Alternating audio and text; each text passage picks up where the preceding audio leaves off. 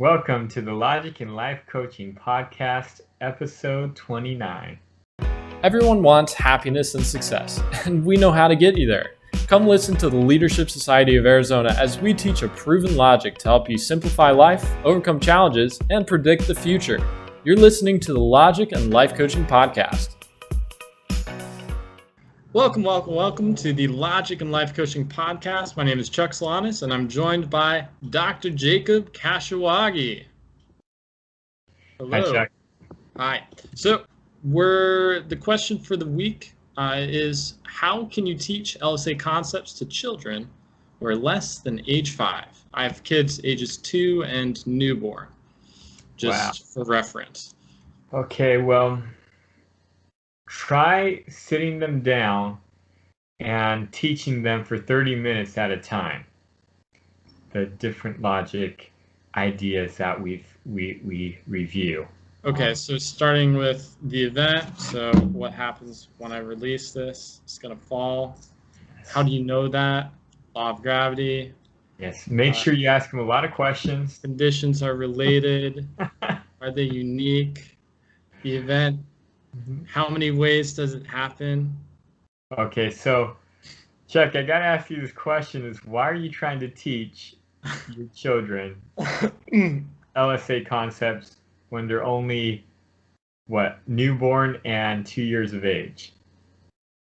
I am asking if it's possible to be done, first off, because you are the expert at this, and you grew up in an LSA household where the LSA concepts were taught since you were a kid. And your brother apparently learned it when he was 4, started learning it when he was 4. And then, so I figured you'd be the person to ask if at all it is possible to do. Well, first off, we need to know that it is not possible to teach anybody anything. The whole concepts that we actually teach out and give lessons on, we realize that we have no influence, impact, or control to make sure anybody actually learns anything that we're saying. But people who are ready, who want to learn something, who understand, those people will be able to learn the concepts. And we're just a source of information for them. So one of the things that you have to realize, especially as your children are growing up, is you have no capability to teach them anything except what they want to know and what they're ready and able to learn. And you can't teach anyone in general anyway, is what you're saying. No. So that's the first thing you need to realize. But then what's the point of teaching in general? Now remember, what we say teaching is, oftentimes people think it's, I say something and then because of what I say, you learn something. But LSA has the opposite philosophy, which I say stuff, but you hear what you're ready to hear and what you're ready to learn. And so when you want to learn something, you'll be attracted to people who are saying things and doing things that will help you to learn. But the learning actually comes from your side. I don't understand the difference. So you're saying a teacher is going to say something, going to teach, and the listener is going to hear it, and then they regurgitate it, and that's basically the teaching mechanism. You basically have learned what the teacher has told you, ergo learning. Then in your model, you say, we still teach, we still give information, and then the student listens to it, decides whether or not they're going to accept it, and then regurgitates it based on their perspective. I think in both models it's the same result, isn't it? In one model, the teacher's trying to teach the students something in particular, like math. When they're teaching math, the teacher's trying to teach the child how to add or how to subtract or how to whatnot. In my model, I say something, but I'm not expecting the student to learn anything. The student, from what I say, will pick up something that might be totally something I wasn't even talking about, and they might learn something. But it's not really me that's teaching them, that's causing them to learn. It's on the student side. So we will actually give lessons and put out information. But it's not the traditional idea of teaching, because I'm not expecting the students to learn anything. I'm expecting them to take from it whatever they want. So, in effect, you're not expecting anything from them, but likely they will take something from what you are teaching. They will take what they're capable. So they will still learn. You're just not expecting them to learn everything that you're teaching them. No, I'm not expecting what I say to be the cause of their learning. Okay. So the main difference is who is the cause of the learning. So in the traditional model, the cause of the learning is the teacher, whereas your model, the cause of the learning is the student. The student determines how much they learn. You got it. And so in parenting, a lot of parents will think I can teach my children. I can be the cause of my children to learn something new. But what I'm trying to help you to realize is the LSA concepts tell you you won't be able to do anything for your children. Your children can only learn and understand what they're ready and capable of learning in that moment. And so the first thing you need to realize is you should never try to teach LSA concepts to your children. Hopefully, your children will pick up LSA concepts, and hopefully they will be able to understand and learn the LSA concepts as they grow up in your house. But you should never think that you can actually be the cause of them learning it. So that's the first thing. It's just a change in mentality. Whereas I'm thinking it's all on me to make sure my kid gets educated. Whereas you're saying, 2-year-old, you're going to get educated on your own. 2-year-old, you're going to pick up what you can pick up, and some people will never pick it up. Now, I think your children will pick it up eventually, but I don't want you to have an expectation that they need to pick it up or that they will pick it up, right?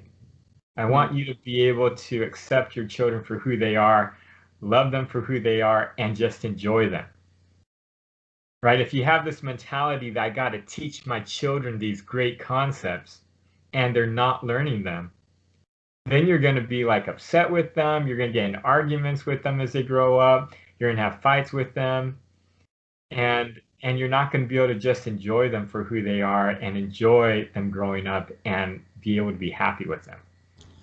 So the real problem is that I'm expecting that they're going to be these LSA masters at under age 5. They're just getting it. They're like, peace, no influence, just like love everyone, just no need for regrets, no worries, nothing, just totally carefree. Whereas I can exemplify that, but they got to figure out whether or not they're going to pick it up. You got it. And so your children might be really stressed and worried all the time. But that might be okay. I just don't want you to be, if they're stressed and worried, I don't want you to think, man, what's wrong with you? Why can't you just relax and then try to fix them in some way, right? And then it's going to cause more issues trying to fix them. more, you know, more like conflicts in your house trying to fix it. And that's not a good thing. So what does this do to like people that like parents that are like scheduling all these different activities for their kids, making sure that um, they're enrolled in all these different programs and stuff like that? Are you saying that that's not really beneficial for the kid? No, I'm not saying sometimes that's a really good thing for students. Every child and every student is different. And so some children need a lot of activity scheduled for them. Some children need that because they just want to like do a lot and they want to learn a lot and they're capable of doing it. And some children, they don't need it. So if I put my daughter Lila on a steady program of 10 hours of Clifford every day, um, do you think that would be detrimental to her learning, or do you think she deserves that because that's what she is getting? Well, I think your daughter will be the judge of what she feels is beneficial for her and what you're capable of doing. So, You some of could it is try to on. put your daughter in front of Clifford for 10 hours a day, and after 15 minutes, you might see that she's trying to get away, and she does. Or there might be a continual struggle to try to get her to stay there and her fighting you. So that's the thing. We don't really have to struggle to put her in front of Clifford. It's like she loves watching Clifford. She likes to steal our phone and watch Clifford. So if if that's the case, she is determining her learning curriculum from Clifford dog shows. I'm not. So Well, I'm let me saying ask you, have you I ever shouldn't be tried? guilty. Let me ask you, Chuck, have you ever tried to keep her watching Clifford for 10 hours a day, for more than one day? It you don't have to. I don't have to convince her to do that. Uh, if you tried to make her watch Clifford for 10 hours straight, yeah, she's not going to do it, I guarantee it. Let me ask you, Chuck, what's the longest time that your daughter has watched Clifford in a row? Probably 3 or 4 hours. Wow, But that's even a long time. but But she does take breaks for food. Um, but no, like she does inherit that binge watching from me, I think. Um, she has an innate talent for it, I think. yes, but still 2 to 4 hours, that's not like 10 hours.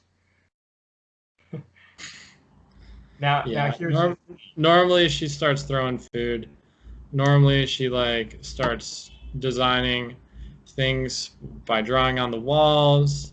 Um, I mean, getting like into Watson's dog treats and teasing him, and then getting in water and splashing everything, um, dragging around different cords and stuff, throwing out everything from her toy box.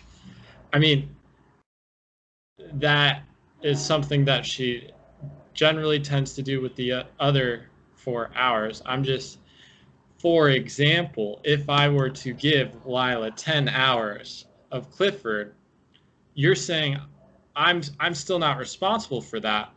She's still responsible for her learning. And I don't need to give her any different education because she's determining her whole life.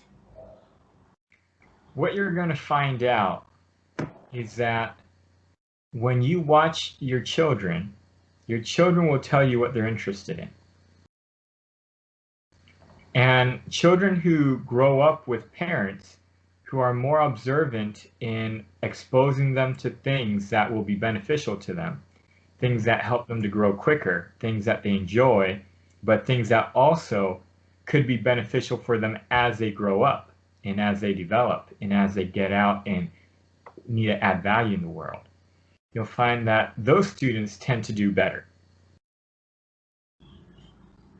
And parents who want to put their children in front of Clifford for 10 hours, not realizing that their daughter might not want to do that. Yeah, those children struggle a little bit more. They're not as prepared.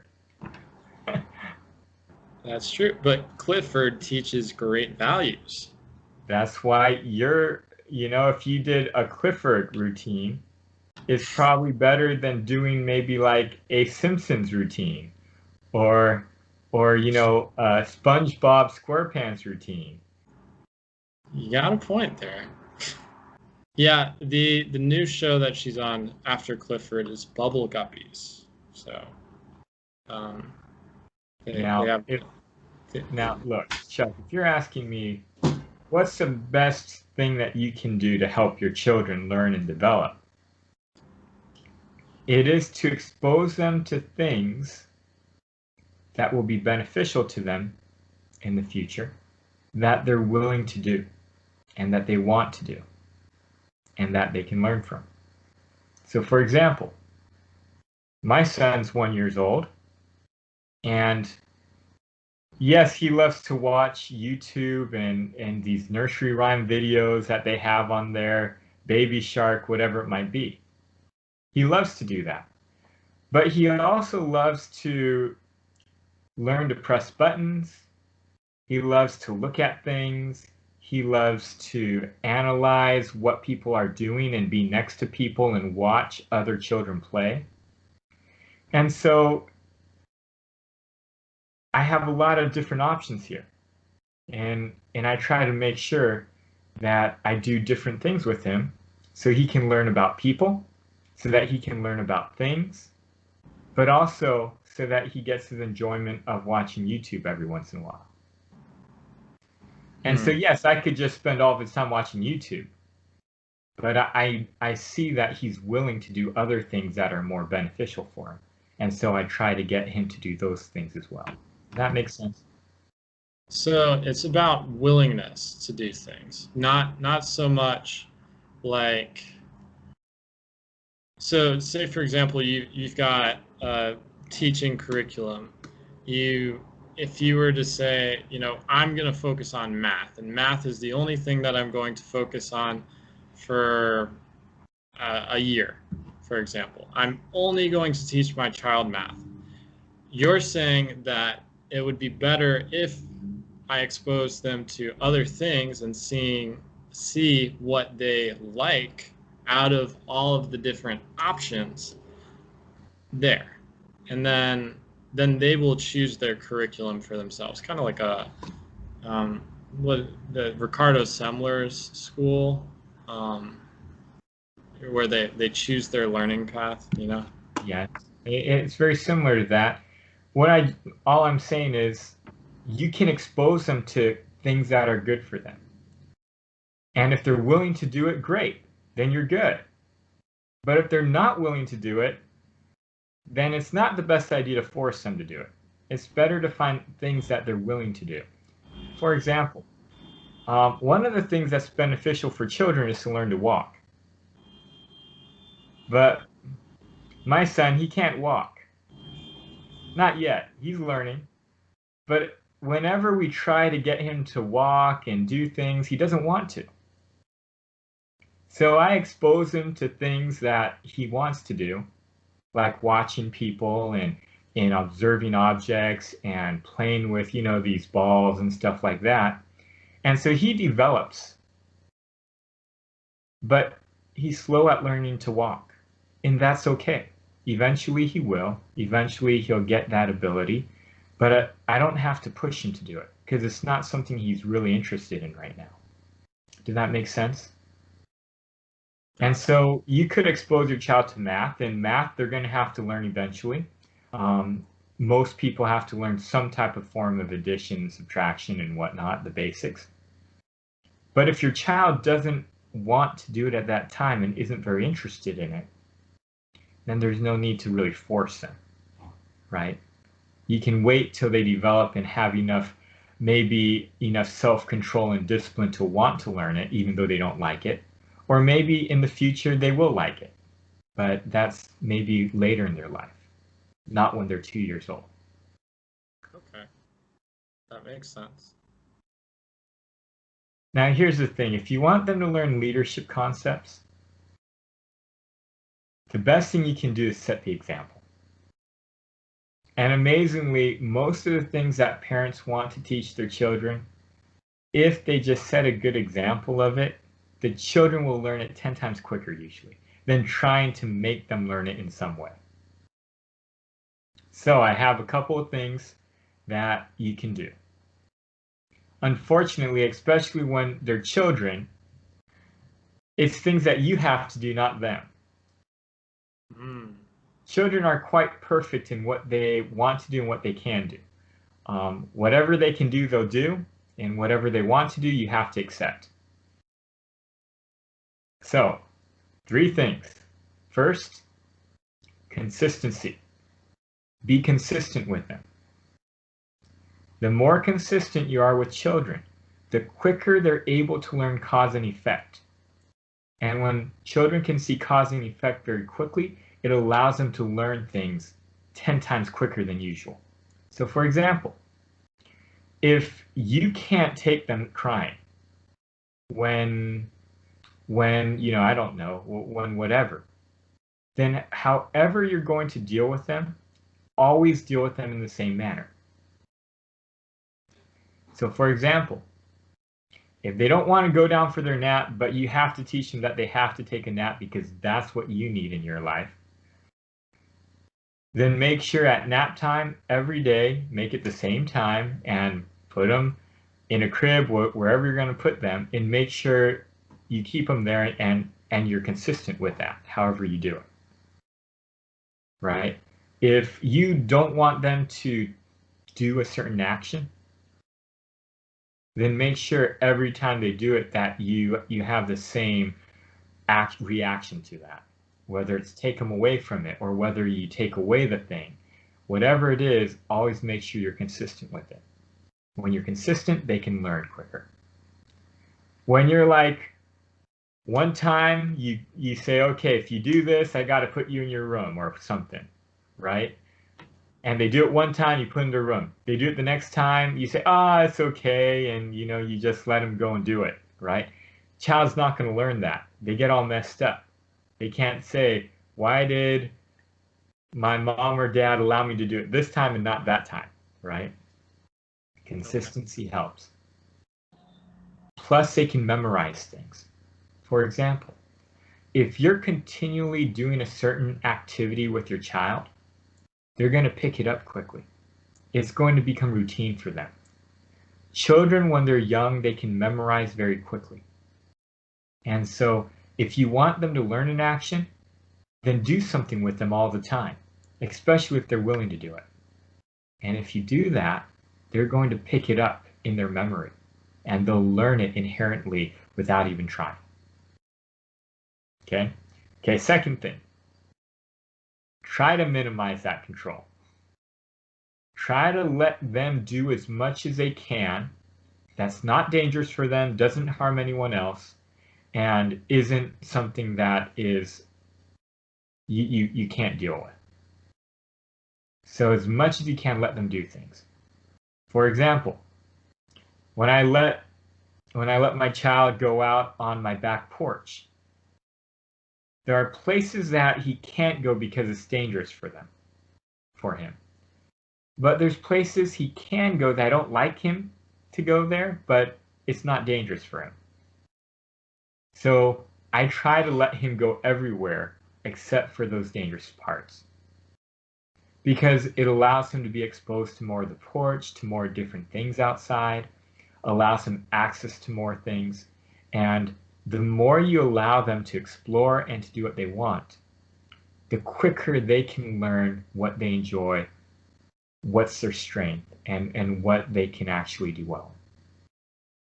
Okay, the third. Observe and learn who they are very quickly. The more you understand your children, understand what their strength is, understand what they're capable of doing and what they're not capable of doing, the more you're going to know what the best course of action is for them. And when you put them in a good environment and give them resources that's specified to who they are, they will always learn quicker. And so that's the third thing, learn who they are. Okay, so the resources that you do with Zuzu, your son, Yes. is just making sure that he has things that he can do that don't include walking, right? Well, I try to get him to walk too, but I mean, it's whether he wants to do it or not, it's up to him.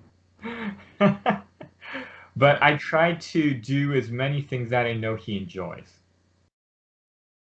Like many young boys, he's a very physical person. He likes to look at things. He likes to throw things. He likes to do things like that. And so I like to give him as many opportunities to do that as I can. I also recognize that he likes to be with other children. He likes to be with people in general, not only children, but just people. So that's not every child, but because he likes to be with people, I try to put him in an environment and give him opportunities to deal with as many different people as he can. And if Lila is getting shy around other people, then it's probably an indication that it's not the right time, or not a good thing yet. And Zuzu went through a period where he didn't want to be around too many people. And so I tried to minimize that. I tried to minimize especially there's some people he likes to be around, some people he doesn't, right? So I try to figure out who's he willing to be around, what type of people he enjoys being around, and I try to make sure that he's around those people. And the people he cries around, people he is fearful of, I try to minimize that. Got it. Well, yeah. That makes sense. Okay. Just not forcing anything.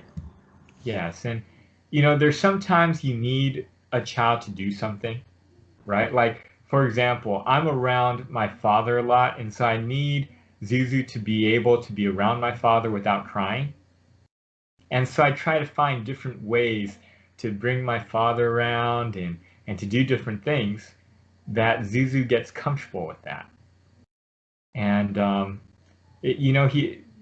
children have a capability to grow and develop. So when you need something, you try to push them a little bit, but as much as I can, I let him be who he is. Sounds good. And this isn't going to result in a spoiled child, is it? Oh, it very well could.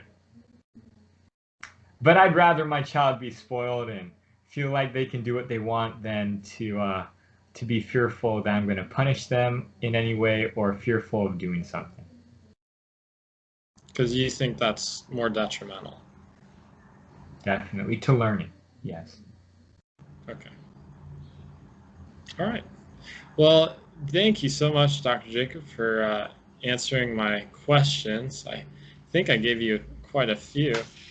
A little more banter than normal.